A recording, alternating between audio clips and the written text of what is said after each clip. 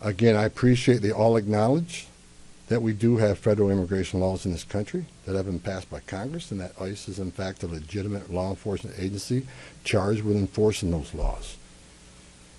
We're not making this up, folks. ICE is enforcing laws enacted by Congress. They're a federal statute. That said, I'm not here because the federal government has carried this mission out perfectly. First thing I said to senior staff when I walked in here is what I told you earlier. I didn't come here looking for photo ops or headlines. I come here looking for solutions. I do not want to hear that everything's been done here has been perfect. Nothing's ever perfect. Anything can be improved on. And what we've been working on is making this operation safer, more efficient, by the book. The mission is going to improve because of the changes we're making internally. No agency or organization is perfect. And President Trump and I, along with others in the administration, have recognized that certain improvements could and should be made. That's exactly what I'm doing here. As such, in meetings I've had with federal law enforcement managers, including ICE and CBP and other federal partners, as well as state and local officials, I have conveyed the President's expectations with regard to federal immigration enforcement efforts. We will conduct targeted enforcement operations. Targeted. What we've done for decades. When we hit the streets, we know exactly who we're looking for. Good idea where we may find them. You have a criminal history. You have their immigration history. A lot of information about this person that we get from numerous databases out there. Targeted, strategic enforcement operations. That's traditionally been the case, and that's where we're going. That's what we're going to continue to do and improve upon that. With a prioritization on public safety threats. I want to be clear. I don't read a lot of social media. I don't read a lot of media. I don't believe half what I see. We are not surrendering the President's mission in immigration enforcement. Let's make that clear. Prioritization of criminal aliens doesn't mean that we forget about everybody else. That's just simply ridiculous. But when you have a criminal standing here and a non-criminal standing there, that criminal always should be targeted first because he's a significant concern to the safety and security of the community. By and large, for decades, ICE and CBP have carried out their duties with integrity, professionalism, and compassion. That remains the expectation under President Trump, and I will, hold our agents and officers to that standard. I'm almost done, then Tom can be Tom. As far as the agitators, that said, I want to reiterate and make very clear.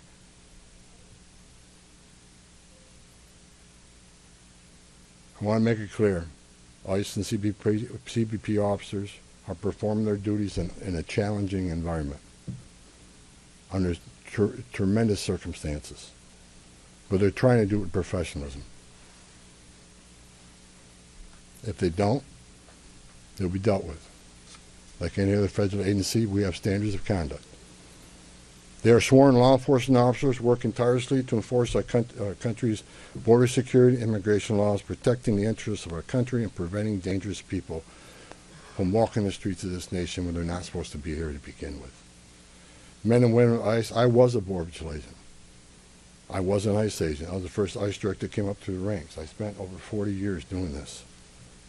These men and women that carry that badge and gun are American patriots. They put themselves on the line for this nation every day. But I want you to remember, they don't hang their badge, they don't hang their heart on a hook every day they come to work. They're mothers and fathers too. They're sons and daughters too. And if they've seen a fraction of the tragedies I've seen in my career, they take a lot of damage home to every day. The things they've seen, especially on the border with Border Patrol agents. People drowning in the river. Women being raped by criminal cartels. Giving CPR to a baby that was thrown in the river by the cartels because Border Patrol came too close. So let's throw the baby in the river. That way the Border Patrol was concentrated on that so I can get away. These men and women see some terrible things. But I want you to remember, they're mothers and fathers too. Many of them are members of this community. God bless every one of them. The hostile rhetoric and dangerous threats and hate must stop. And we all agreed to that. All everybody met here today, we got to stop the rhetoric, the hateful rhetoric that has caused an increase in assaults. That has caused, because of that, have to send security teams out with arrest teams, which surge the city with additional resources because of the rhetoric, because of the threats, because of the assaults. Again, with the agreements we've achieved in following through the agreements, with the rhetoric dropping down, that allows us to pull more agents out once we feel the environment's safer.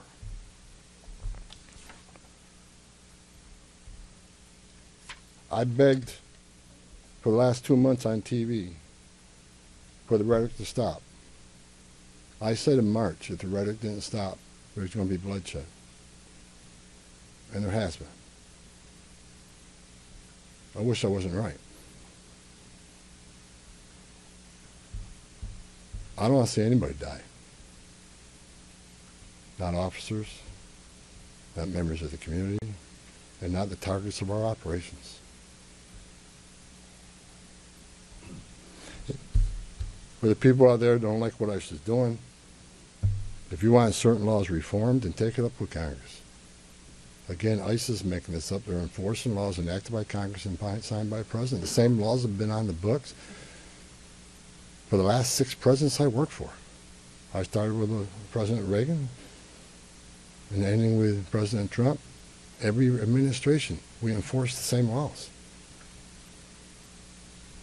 If you don't like what ICE is doing, instead of protesting this building, go protest Congress. Tell me we want changes.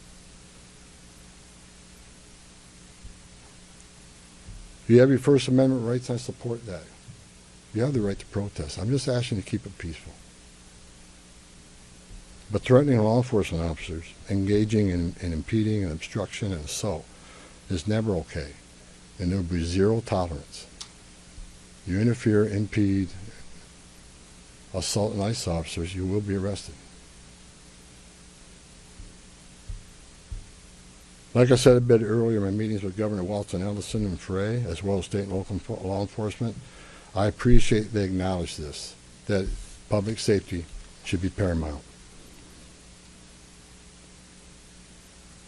The chiefs I've talked to committed to responding to 911 calls when protesters turn violent, agents are in a dangerous situation, and there's assaults. They have committed to upholding public safety and responding to the needs, not to enforce immigration law, but to keep the peace. With that, I call upon those officials to stand shoulder to shoulder with us to tone down the dangerous rhetoric and condemn all unlawful action against law enforcement in the community. There are many ways your voice can be heard, express your feelings, and affect change in the country without crossing that line. Political and other disagreements in this realm should not be at the expense of public safety or the safety of federal law enforcement officers. In closing,